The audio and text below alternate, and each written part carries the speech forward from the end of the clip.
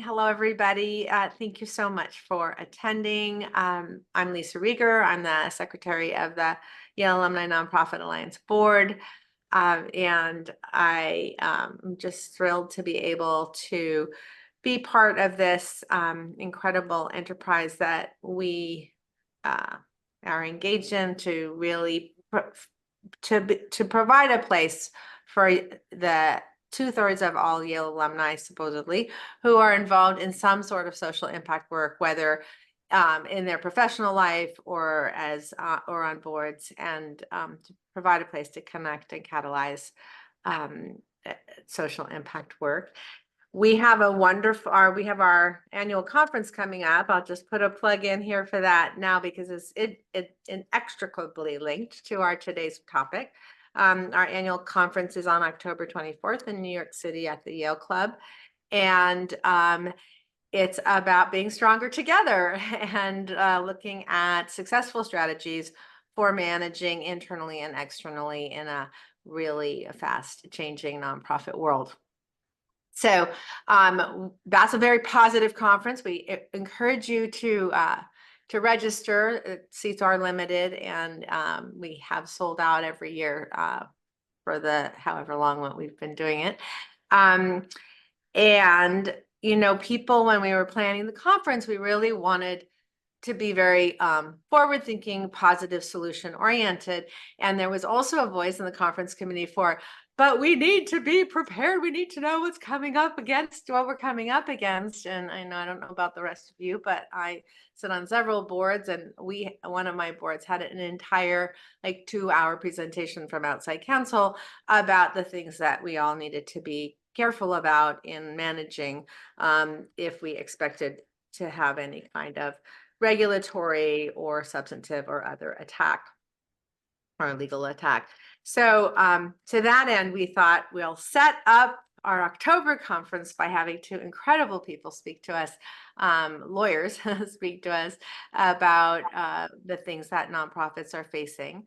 And so we're going to hear from Lauren Koster, who represents tax-exempt entities, public charities, private foundations, social welfare organizations, advising on a wide range of matters. His background originally has been in education and in systemic legal advocacy on behalf of charter schools and charter management organizations. And she's just exactly the example of how to use our work to create social impact. And then we will be hearing from Alex Reid, who is the national team leader at Baker Hostler's tax-exempt organization and charitable giving team. And he's a specialist in tax governance and public policy, representing tax-exempt organizations of all kinds, including colleges and universities, health and hospital systems, private foundations, arts and culture, trade associations, you name it. He is also the American Bar Association tax-exempt organization chair, and was legislation counsel to the Joint Committee on Taxation. So he's our tax guy. So we'll hear from both of them. Lauren, maybe you'll go first. And then the idea is this is a very dynamic conversation that Lauren and Alex will each speak for maybe 15 minutes or 20, and then have a lot of time for conversation, questions, and discussion after that. So without further ado. Great. Thank you so much, Lisa. Appreciate it. I'm very honored to be on a panel with Alexander. I feel like I am the warm-up act for your headliner. So thank you for including me, Lisa, and inviting me to this as well.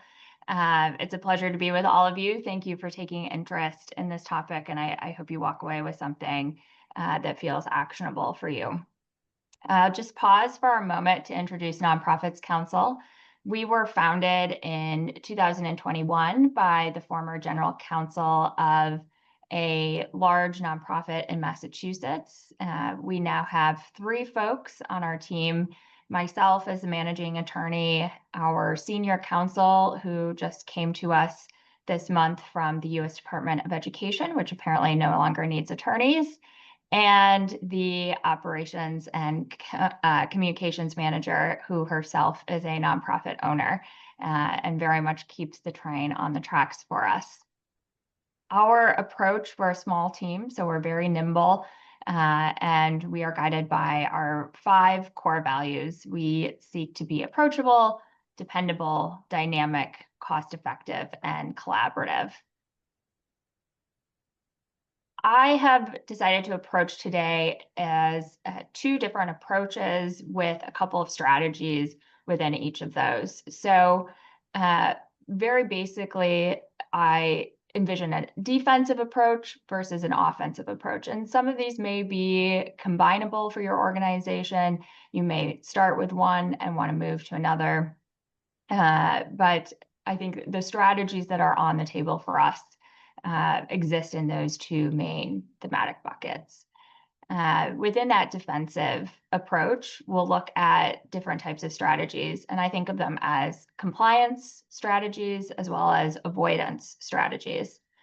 In terms of taking a more offensive approach to the new climate for nonprofits, we could think of this as taking firm opposition or thinking of this more in terms of coalition building. Starting with our defensive and compliance strategies, this is perhaps just good housekeeping advice generally. We are always encouraging our clients to ensure that the house is in order when it comes to those key compliance pieces. Now is the time to identify if you have any weaknesses in your record keeping, for example, or your governance policies. There are policies that are required for folks to have that if you haven't looked at them or need to dust them off. And now is a good time to really think through whether those policies cover what they need to cover under today's legal frameworks. The thinking behind the compliance strategy is essentially don't give anyone something to come at you with. Think of this as your defensive strategy to be able to have all of your T's crossed, your I's dotted. That means doing your annual filings on time thoroughly. It means paying attention, especially if you're a public charity, to those lobbying limitations. And if you haven't already, perhaps considering the 501(h) election to ensure that you're in good shape with any spending that might dip into that category. One thing that has come up more and more frequently in our practice is security, whether that's physical security of a building, a location, especially if you're working with vulnerable clients, or cybersecurity. It is easily overlooked, and I actually remember going to a YANA cybersecurity presentation last year. It was extremely helpful. So I know we have some great resources for folks on that as well in our network. Another compliance component that I wanted to flag for you is executive compensation. Ensuring that there's proper surveying if you're paying executives around the market rates in your area for similar work. And just being able to really document that and really any major decision that's happening with your board. And that's where, if you take anything away from this, that record keeping component is incredibly helpful to be able to leave the appropriate kind of paper trail to show that you are keeping everything in order. There's another version of defensive approach, which I consider avoidance. And to some extent, we do the compliance to result in avoidance. In a lot of ways, this might also be more applicable to folks who are starting a new venture or thinking about just beginning their nonprofit experience. Unfortunately, there are some particular purposes and subject areas that are gaining extra scrutiny from the federal administration. Most of those, will not be surprising. It's climate, LGBTQ rights. It might be working with undocumented folks, immigration, anything, that you hear about in the news that the administration might not like is probably more likely to be scrutinized on that roll of the dice than something that wouldn't attract that kind of scrutiny. So it may be that you choose to revisit your mission and your charitable purpose and remove some of those red flag words, if you will. You may also want to think about how to rephrase a new venture that you're starting so that it's defined as neutrally as possible in any documentation that's going to the federal government, like your Form 1023 to apply for exemption, or your Form 990s if you're already up and running. Another place to, take caution, if you will, would be public communications. Anything that you might be disseminating on your website, or if you're, doing newsletters, blog posts, things of that nature. Anything and everything can be forwarded these days. So if you are particularly risk adverse or worried about attracting scrutiny, just be careful of what you're disseminating widely, particularly beyond, close-knit group of members or your board. Of course, there's an entirely different approach to take to all of this, and we've seen this approach have some success by folks who have decided to actually oppose actions, whether those be universities or law firms who have decided to stand against any sort of pressure from the administration to change their pattern of practice or potentially give in to certain demands. In my, own personality type, I'm much more of an opposition person, but I think all of this comes with the caveat of, if you're serving on a board, you are also in a fiduciary position. And so it requires working together as a team to really consider what is in the best interest of the organization and, potentially put aside your own personal preferences or your own, dogma to understand how to really tackle this head on and perhaps with a multifaceted approach as well. If you know that you might be facing some sort of offensive opposition, that you will be standing up to some sort of action, either something like a congressional investigation or any sort of politicized action, you might consider at least being prepared and kind of shoring up your resources for those types of actions. That may include, if you receive federal funding, consider what your budget and your financial projections would be without those funds. How long could you operate? Is there a place that you could go to replace some of those dollars? To that end, investigating whether there's additional private fundraising available, private dollars that might, you maybe have not explored before to fill some of those funding gaps could be really useful. I think it's also important to just prepare one another, whether it's your staff, volunteers, major donors, especially if something might be coming down the way, and you can at least give them a little bit of a heads up without jeopardizing strategy or, divulging confidential information. And to that end, it's important to prepare for contingencies. Are you ready to respond to a subpoena? Are you ready to, would you know which documents to hand over if someone came and said, hey, we want to look into this because you're, promoting diversity. And so it's probably, if you haven't already, a good idea to think about establishing a relationship with a lawyer, especially if you're in one of those practice areas or those topic areas that has caught a lot of scrutiny from the federal administration. Even if you don't use them, it's better to know that you have someone to call if something really does happen than to have to start scrambling and make that search now. And lastly, another what I consider offensive approach is coalition building.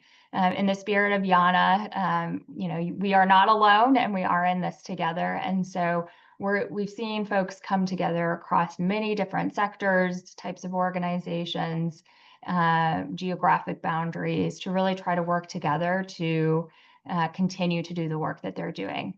On a very large scale and sort of labor intensive scale, that might include multi-plaintiff or class action litigation to challenge similar governmental actions against you and other similarly situated organizations working together in some sort of joint representation capacity and being able to essentially brainstorm and strategize under one representation, one attorney relationship so that you can share some information confidentially and with privilege.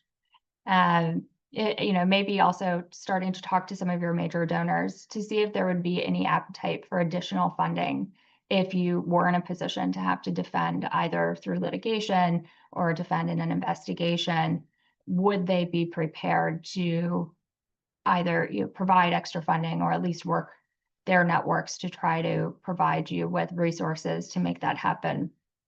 Another great option, especially if you have the capacity and are working with counsel, is to file amicus briefs in cases that are already up and running.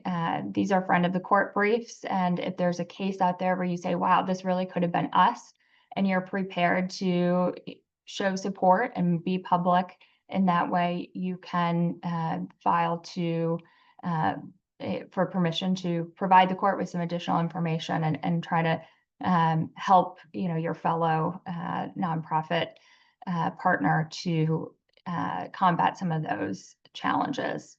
And last but not least, good old-fashioned coalition building includes strategy calls and working together and sharing information. And so to the extent that you have folks in your geographic area or folks across the country that are doing some of this work together, joining together and coming to the table with some ideas and problems, trying to work together, of course, still being mindful of not divulging confidential information, but at least using it as a springboard for potential strategies and information gathering to know if anyone else out there is dealing with something you're dealing with, or if you should start to prepare for something coming your way. And with that, I will turn it over to Alexander, and our contact information is here if you need it, and we'll post this presentation on our website as well, so that you can find it in the future. That was great. Thank you. Oh. I enjoyed your presentation very much, and I heartily endorse all of the recommendations that you made there. Those are great suggestions, and sort of to take a big picture view. One question is what really is a nonprofit? What does it mean to have a mission? And is risk inherent somehow in the enterprise? I think the answer is yes. I think that every nonprofit sets about to change the world in some meaningful way.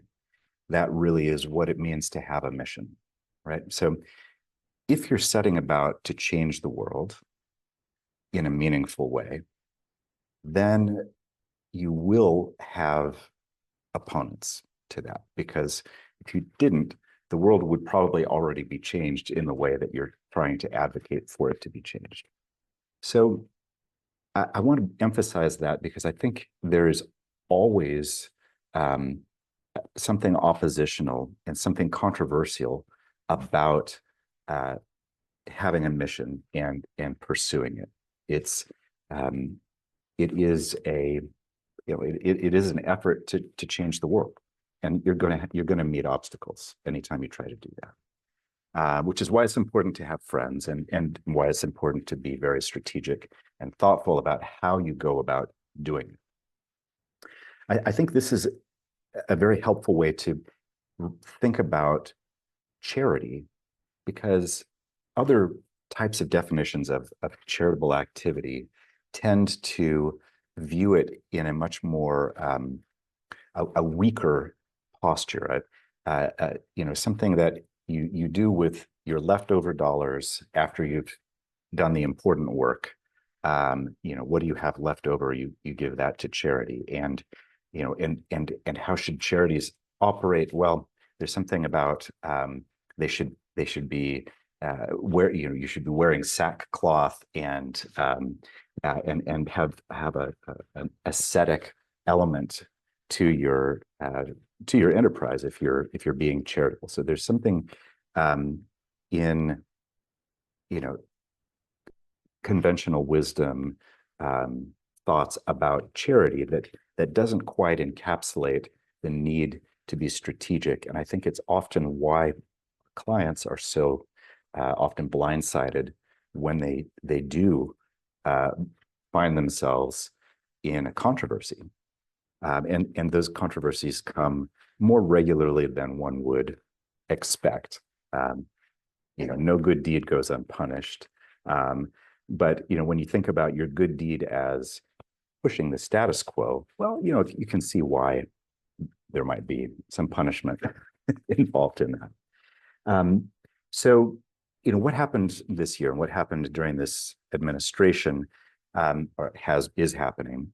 I think one way of talking about it, and particularly at the board level, is that legal risk went up significantly, surprisingly quickly, and that caught a lot of people off guard, because when you set your budget and you do your planning for the year, you try to anticipate your costs, and if all of a sudden something you budgeted for seems to be much greater than what you thought it was, it's very troubling. It's very concerning.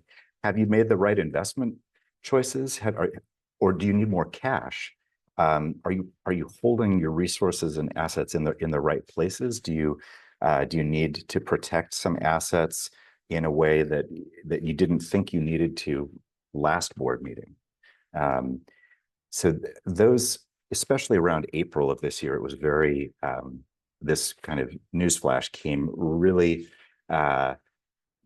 really hit boards hard during the Doge days, the first 100 days in particular.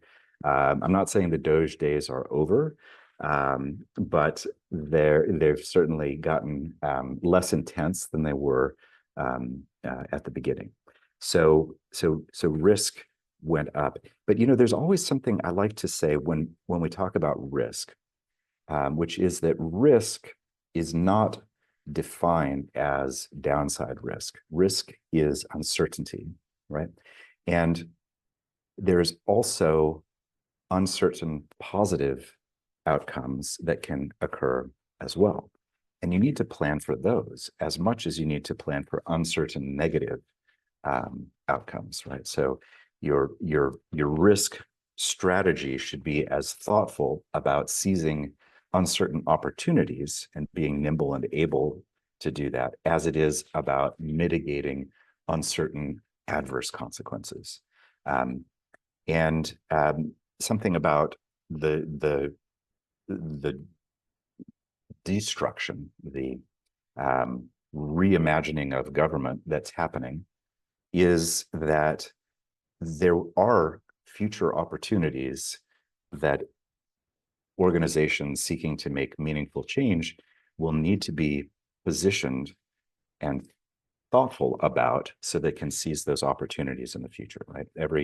I'm from Northern California. After every forest fire, it's a tragedy, but then there's new growth and very different. It's change, right? Change is hard, change is troubling, but also change has opportunities. So that's important to consider as well. In the list of items, I heartily endorse your emphasis on compliance, because any adverse regulator is going to use a pretextual basis for attacking your organization, and they will focus on any compliance fault as a pretext to come in there and try to cause as much damage as possible. So one of the most important but most boring, frankly, difficult to get excited about documents in your governance arsenal is your document retention policy. This couldn't be a more boring sounding thing, but it's extremely valuable, because what it is it says our policy is we're going to preserve these documents. We think these types of documents are very important, and we're always going to have copies of them. These other documents, they're somewhat important, and we're going to keep them for 3 years, 6 years, maybe. And then anything that's not on this enumerated list, we're going to delete, because that's our policy. We don't need to keep them. And so we're not deleting them maliciously to throw off some future investigation. We are deleting them because we are complying with our own document retention policy. And so you don't have to live with the sins of the past that you may not even know exist, right? Every discovery in an adverse, controversial environment is a search for the smoking gun. That mostly what people are looking for is just emails written with passion and energy that suggests maybe something untoward is going on, because that excites judges. It certainly excites juries, but it's the kind of thing it's very easy to monetize as a lawyer in an adverse proceeding. So you don't have to keep that stuff, and you shouldn't. Delete it, please. But have your document retention policy and follow it. By the way, as a footnote, of course, I'm not saying if you are under what's called litigation hold, meaning someone has sued you and is looking for these documents, then you are under a duty. You may not delete anything that's responsive to such a request for litigation hold. But anything else, it's just a subject of your policy. So that's very boring, but very important. Let's see, I guess just a couple of other points, and we'll open it up for questions. So it's hard to be battle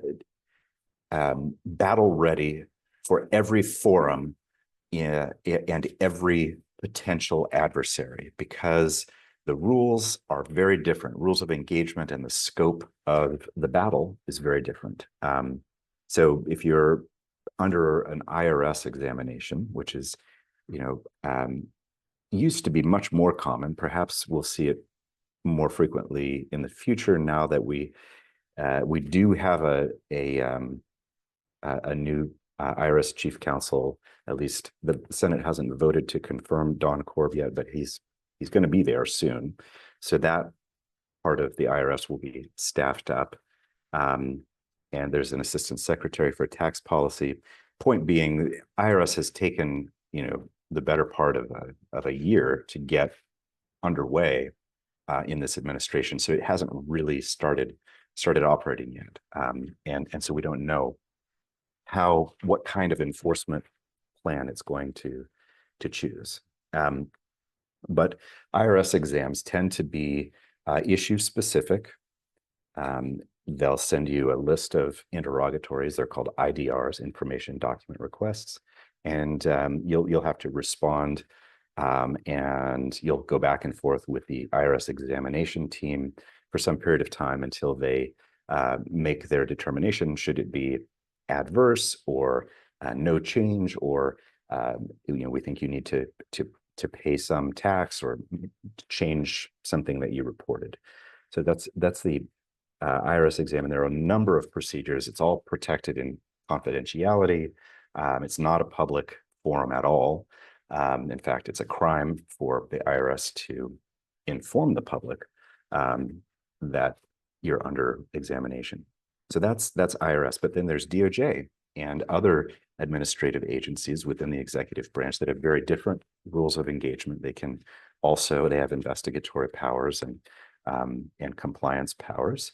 Then you have Congress, the House and the Senate, which operate under who knows what rules, frankly. When a committee subpoenas your organization, well, when they ask for, they send you a nasty letter. That's the first step.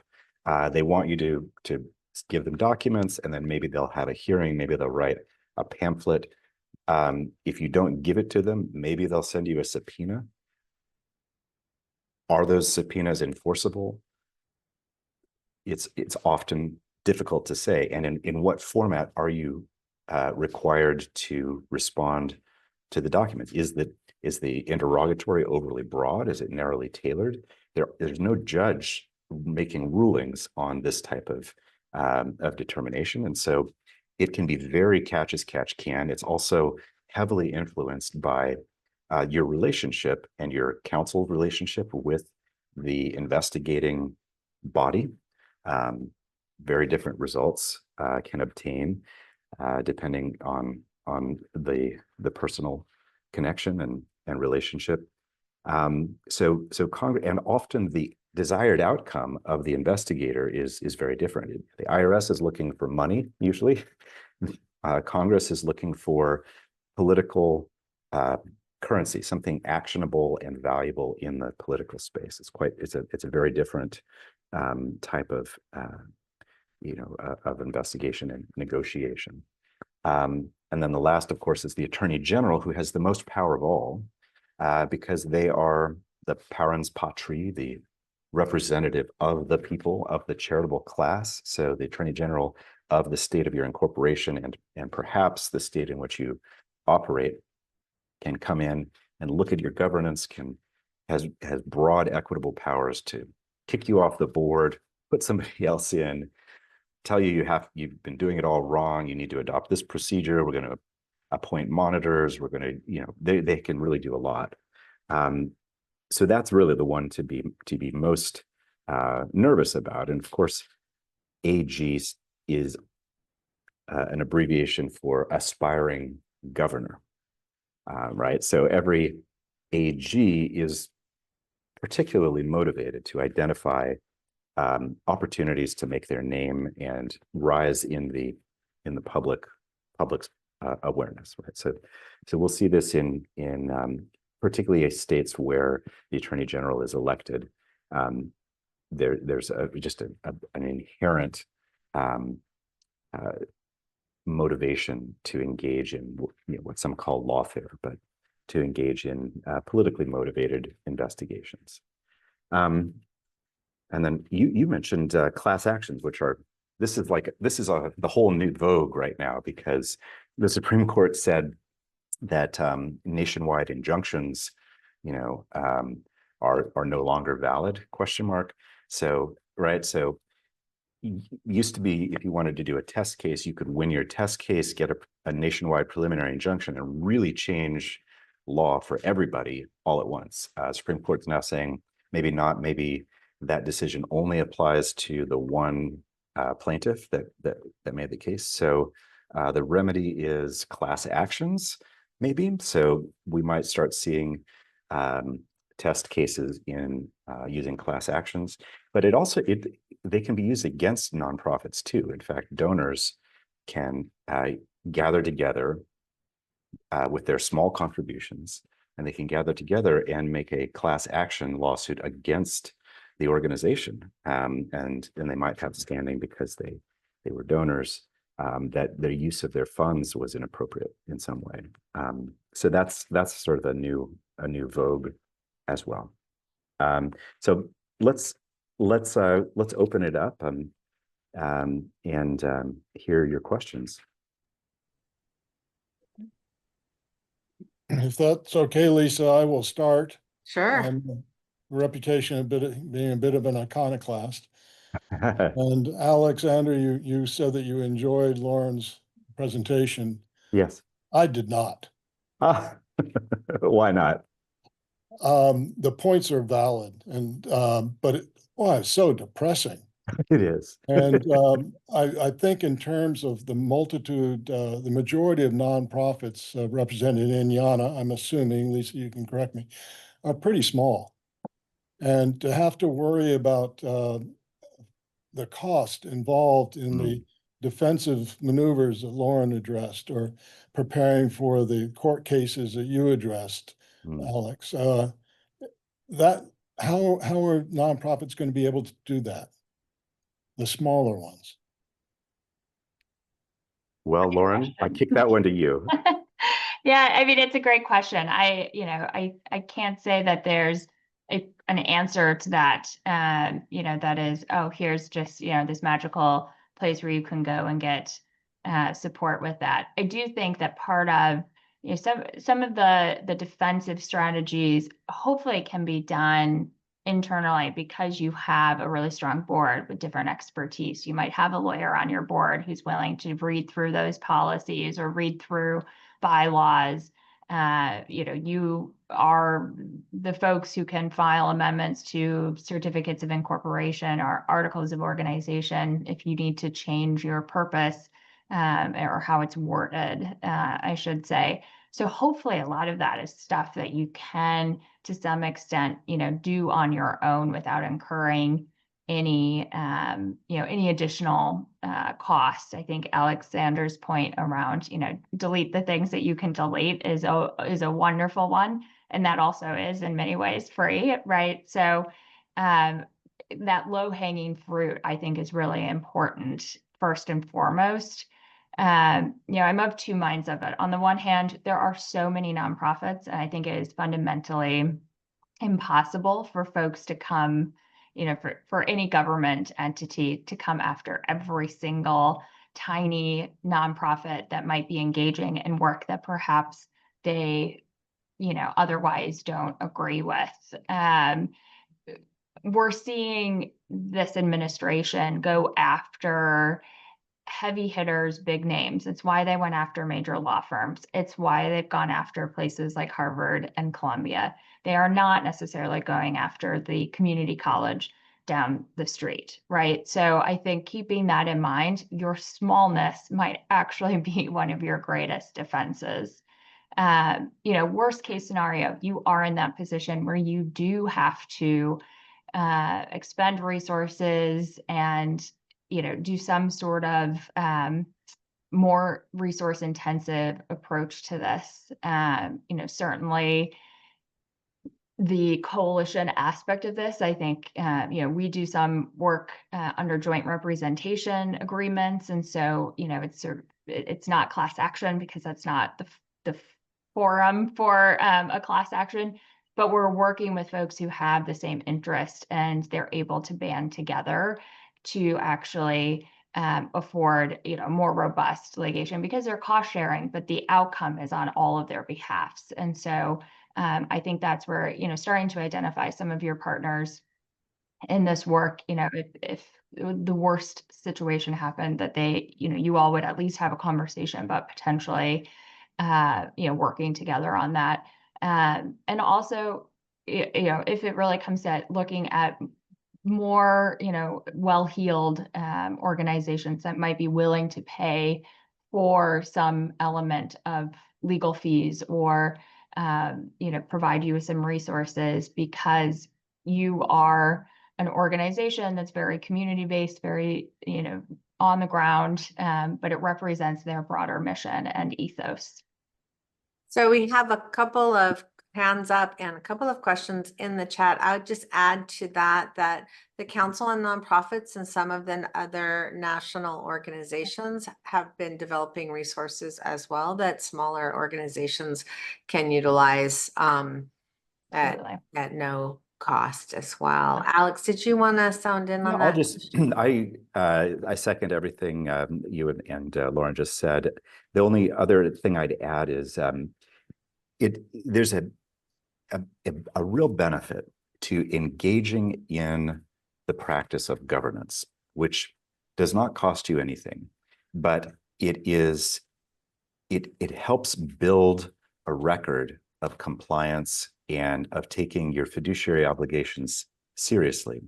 And so I know that it can feel formal sometimes, and I know that it can feel like, are we tying ourselves up in procedure instead of pursuing our mission? But I think it's helpful to recognize that it does protect you from risk by following those governance procedures, keeping minutes, making sure that your transactions are free of conflicts of interest, and proceeding in a sort of a deliberate and thoughtful way, and not in an excessively casual way, because that can be really used against you.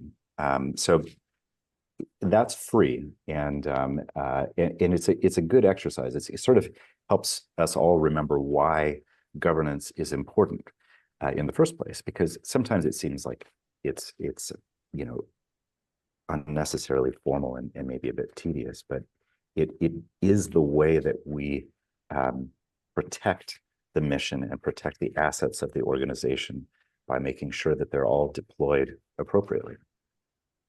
So I'm gonna, thank you. I'm gonna ask Susan Yankee, you have your hand up. Do you want to unmute yourself? Hi, yeah, this is Susan Yankee and Eric Dillner, and we're at a nonprofit arts council in Connecticut. And Eric had a question about Document retention. I loved your conversation about that. Thank you for bringing that up. I know you said it was boring, but actually our board is about to vote next month on our document retention policy. We've been working on it for the last 3 or 4 months. And what was interesting when I don't know if it was just arbitrary that you said 3 or 6 years, in your comments, but I'm just curious if we've been thinking more like 6 or 7 and forever for many documents. And I'm just really, would love to know what kinds of things should we be thinking about that actually after 3 years we can purge from the world. Yeah. Well, so 3 years has a magic number because it's the statute of limitations for tax returns, unless there's a material misstatement, in which case it's 6 years. And if it's never reported, if the issue is never reported at all, then there's no statute of limitations. But 3 years for most tax related 990 materials is sufficient. And so that goes to a lot of your work papers and things that would be connected with the 990. Similarly with your GAAP accounting and your financial statements, you don't necessarily need to keep those longer than 3 years either. Great. And the audit, is that in that's forever? The audit is the audit goes into the financial statements. So it's something that is used. Each set of audited financial statements includes a management letter that reviews the controls that the outside auditor has considered and any room for improvement or violations or anything that they might have seen there. So therefore, the latest audit is the one that is the most important, or do we still retain the others? So, all right. So you'll Sorry. see. Oh, no, that's okay. Yeah. People have other questions. Last question. Sorry, that's it. Oh, no, that's fine. So yes, I think a lot of organizations will keep their external audit reports and their audit materials for 6 years. It's not strictly required, but it is helpful because most investigations wouldn't go back much further than 6 years. Okay, great. Thank you so much. You're Very, welcome. very helpful. Sure.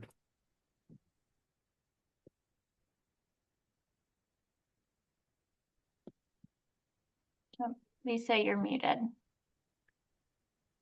Thanks. I was just saying, Beth Fry has her hand raised. Beth, will you unmute yourself? Sorry about that.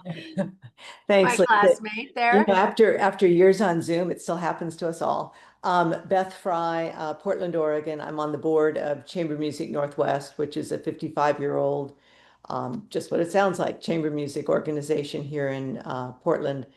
I have two questions, and one is, are there any special challenges that you see that should be addressed for arts/cultural organizations? I can imagine one is, making sure that our literature doesn't make us sound like we're promoting DEI or something. So that's one question. The second one is a good organization has D&O insurance for their board. And I wondered if the insurance carriers are changing or modifying their policies in any way, or if they should be, or if there's anything in particular we ought to be looking for. I know as a board member that I hope to be protected by the D&O insurance were there to be any kind of a challenge to what we do. We are a very clean organization, so I doubt it. But anyway, thanks. Thanks for this whole presentation, by the way. It's very informative. For sure. Lauren, do you want to take a whack at it? I would say that from the arts perspective, hopefully, that allegedly President Trump loves Evita. So, he's an arts guy. Perhaps that won't raise any eyebrows. I would go back to some of what, what we've talked about in terms of ensuring, like you said, those red flag words or that charitable mission, that purpose. I think you're probably, and again, there's no way to really know, and there's no way to predict what they'll do, but I do not see that as being, a local organization promoting, chamber music. I don't see that as a, risk. But maybe that's my bias as a former violist.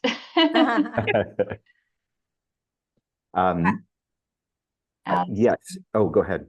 Well, I was going to say, oh yeah, Lisa, go for it. Because I'm looking at time and I see your hand, Jennifer, raised, and there's a couple of questions in the chat that I want to make sure we address. Miriam, I saw your hand was raised, and you specifically said you had been seeing changes in insurance, so which makes sense. I mean, if risk is greater, then insurance will be.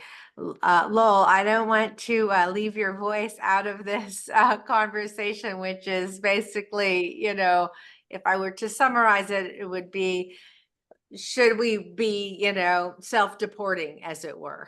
And we really need to think about balancing our mission against the threats to it, and making sure that we don't give up our missions because of attack. And then there are two other questions I just want to see if Alex and can I just say something real quick? Sure.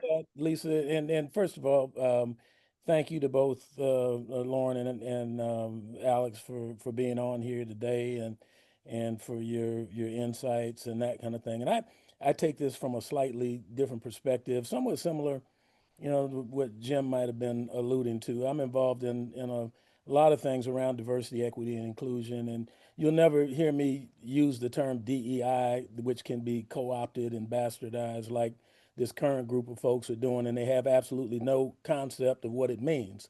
And if you make them say the words diversity, equity, inclusion, and why they oppose any of those, they wouldn't be able to.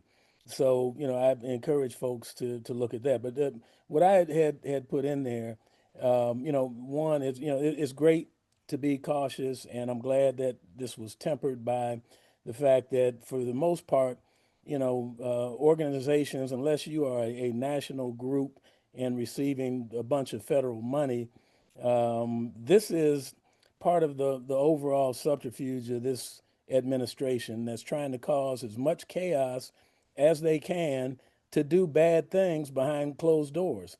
The people on this call that run these kind of organizations are those that care about what happens in our country.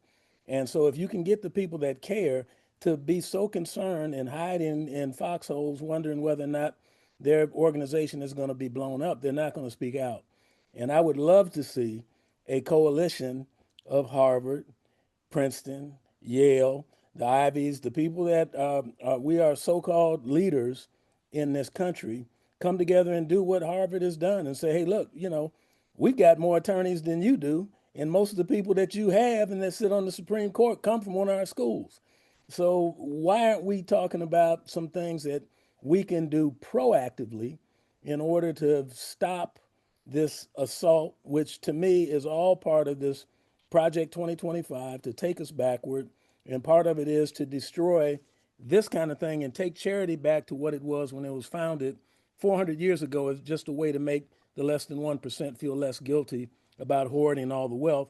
And we're seeing that happen today. So I apologize for the lengthy thing, but that was kind of where my question was and comments from Alex and Lauren about that, the bigger picture.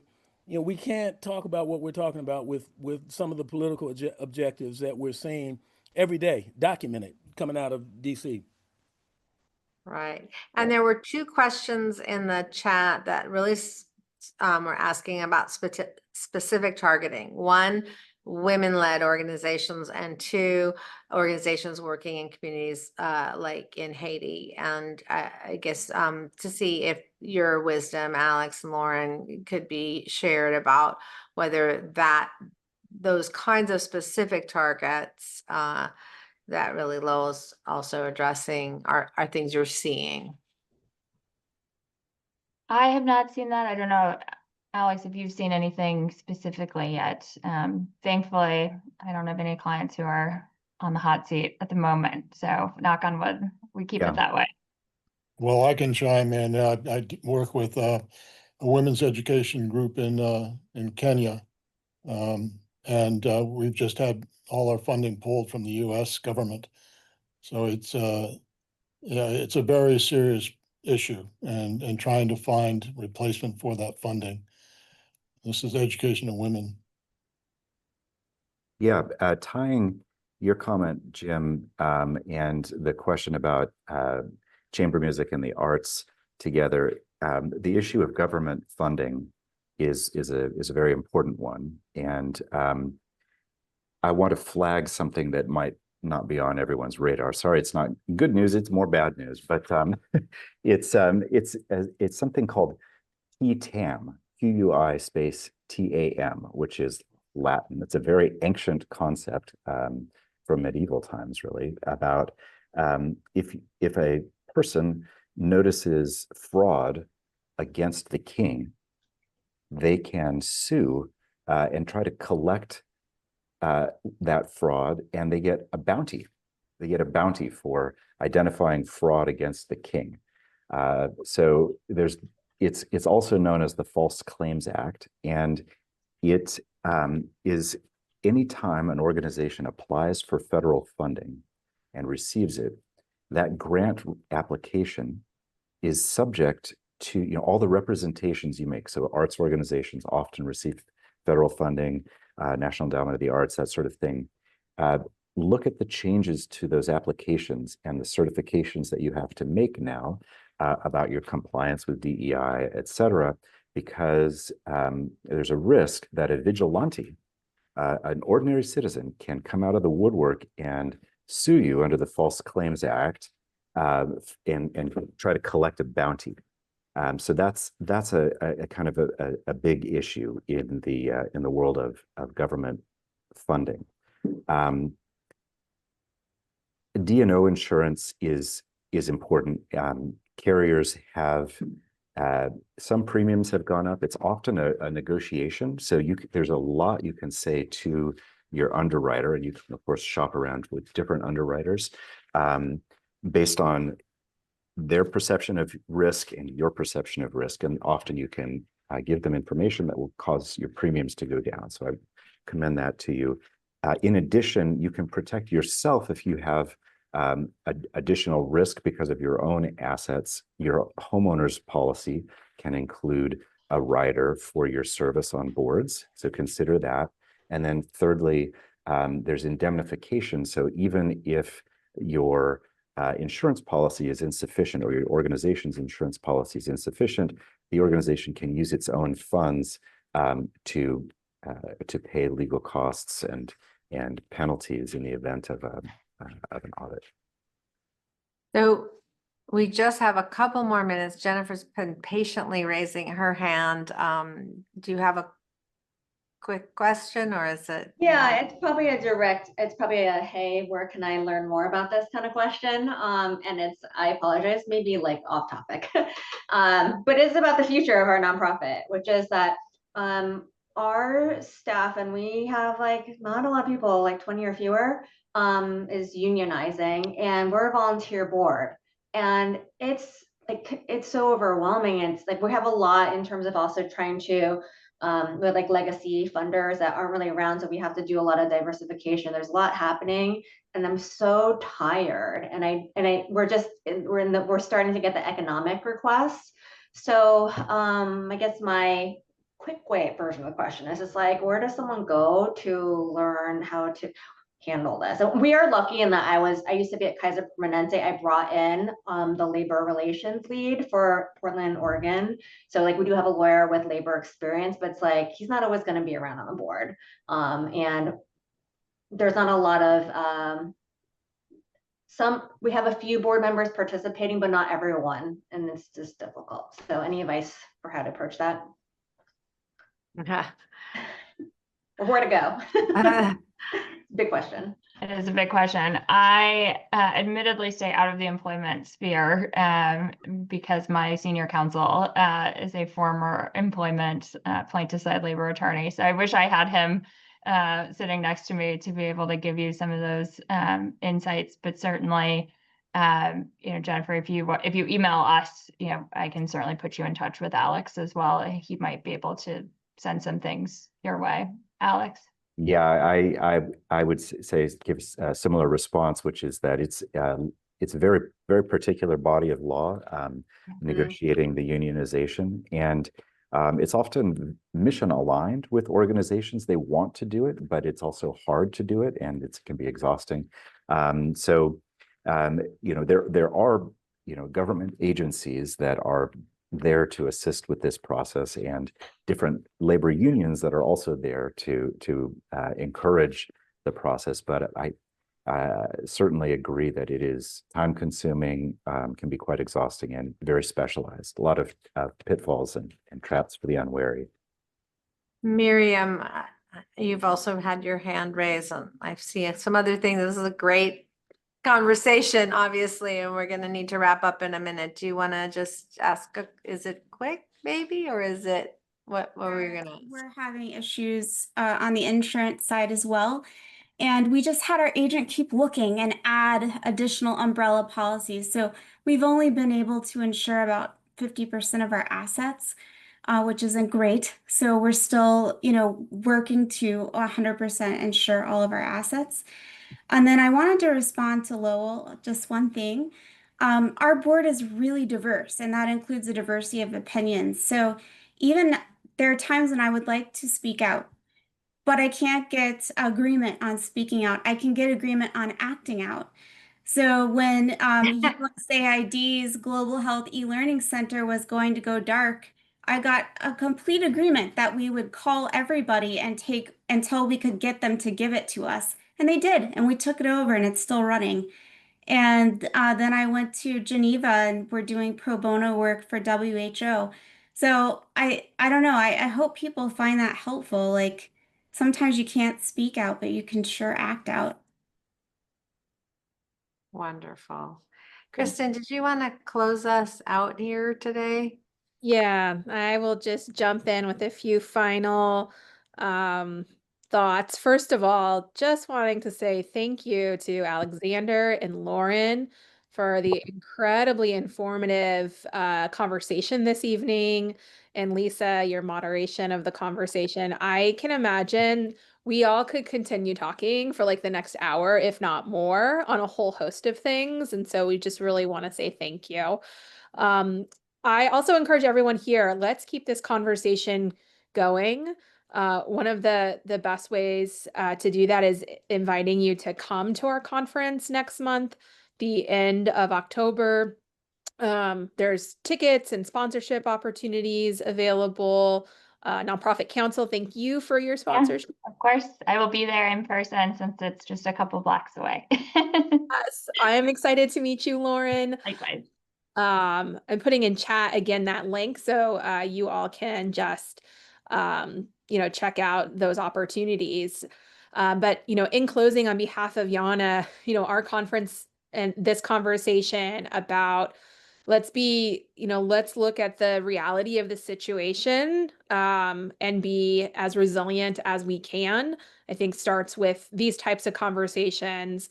Like we said at the beginning of the call, creating connections and building our community because, we may not have all the answers individually, but collectively, I think we can make a really strong defensive line in these really challenging times. So I just want to say thank you all so much for showing up, for one another, for the work that you're doing across the globe to solve critical issues, especially at a time where it feels and is more dangerous to be doing so. So I just want to say thank you all for the work that you continue to do. And I hope to see as many of you as possible next month in October. And so on that, we'll say good night and close the Zoom. And we'll see you all soon. Thank you.